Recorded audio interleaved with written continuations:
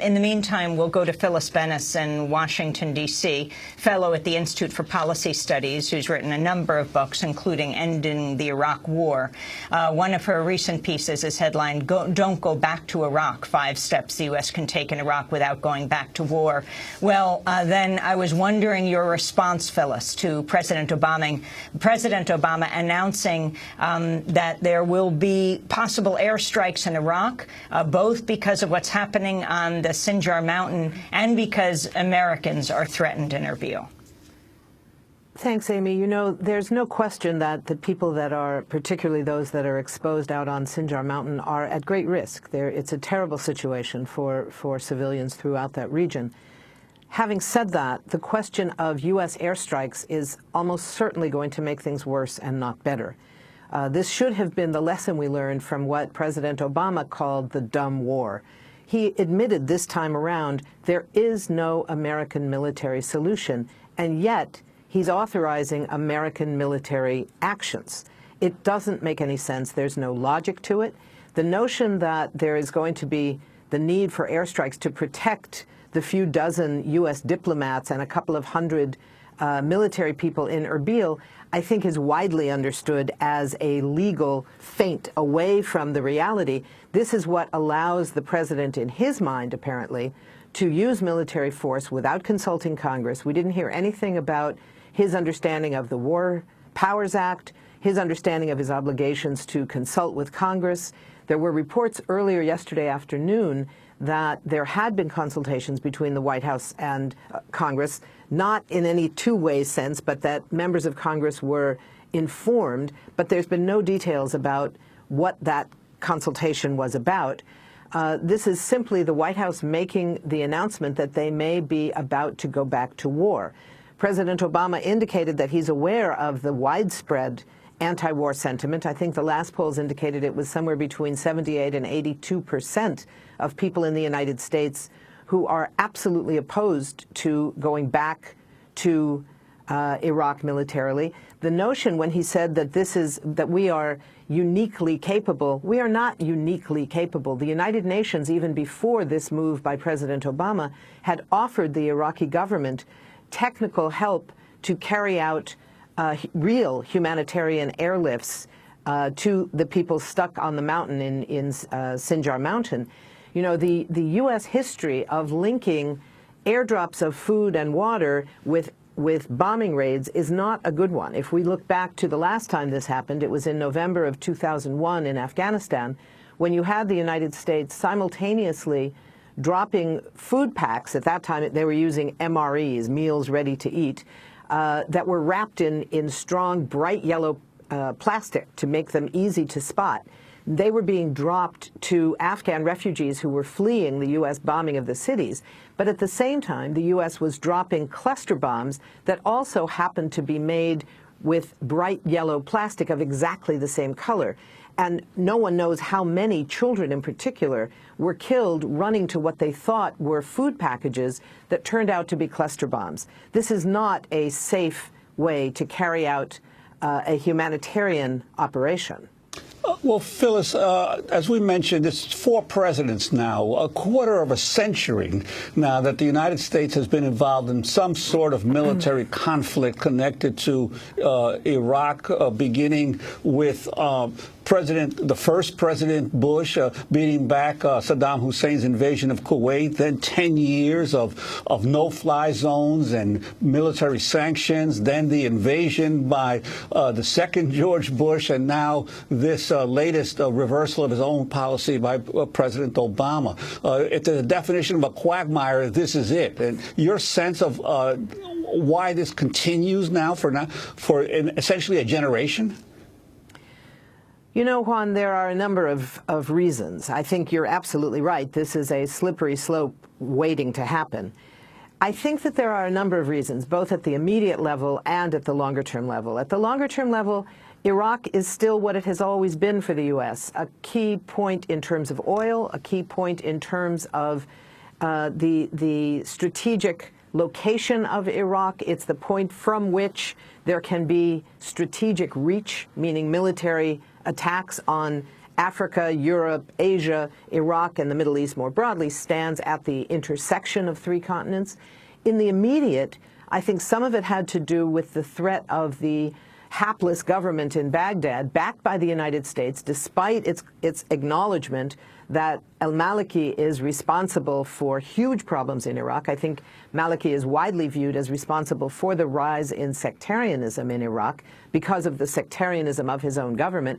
The fact that they could lose control of one of the two key dams in Iraq. The question of water, of course, in this region remains very key. So that was part of the immediate crisis that was underway.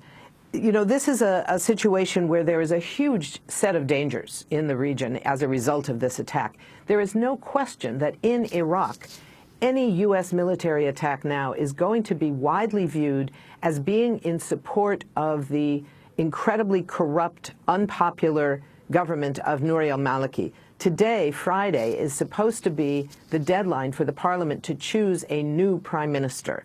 Maliki is under enormous pressure from the parliament to step down.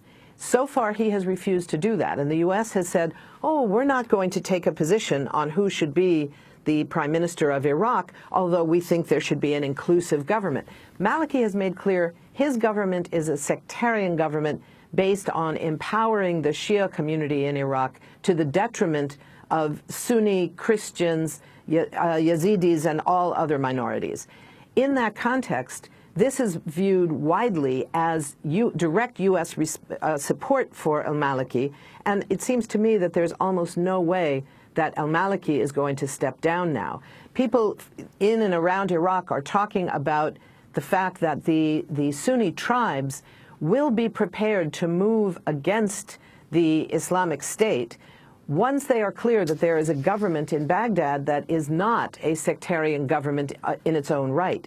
People welcomed IS, the Islamic State. They welcomed them not because they agree with them. They've been horrific in social terms, in terms of these communities, but they were welcomed particularly by Sunnis across Iraq precisely because they represented an alternative to what was seen as the worst situation, being under the domination of this sectarian government in Baghdad.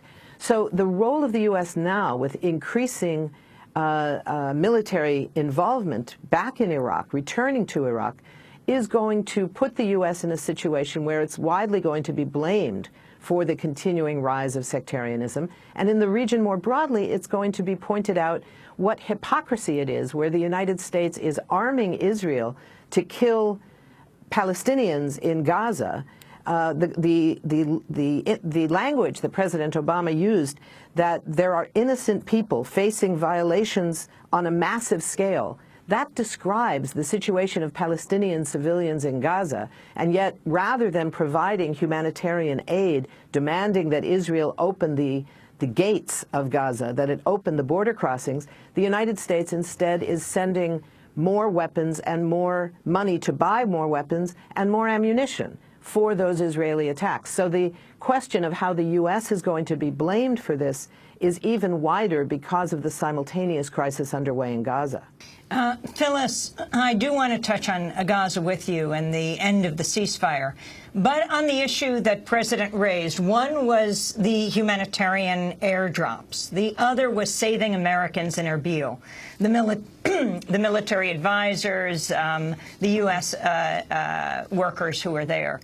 The other possibility is to move them. Exactly. If there was so much concern about these 40 or so diplomats and a couple of hundred military advisors, I'm not quite sure that they're as threatened as some reports have indicated. But if there was that concern, that's a completely doable thing to simply get them onto helicopters and planes and move them out. That's a false, rationale. It's being used because both at the public level and, I think, for the Obama administration, their understanding of how they can use the limitations on acting unilaterally without consulting with Congress is shaped by the notion that American lives are at stake. If American lives are at stake on an emergency basis, it's possible under some circumstances for the president to move. In this situation, there hasn't been a move yet. There isn't that level of urgency. This is not a situation where there are not cell phones, where members of Congress cannot be called back to Washington if necessary. They can be on a conference call. Technology makes many things available. We should let the White House know that. They seem to have forgotten. But if this was really so dangerous for those couple of hundred people, put them on a plane and get them out. That's not a problem. And Phyllis, what about this issue of the threat to Erbil?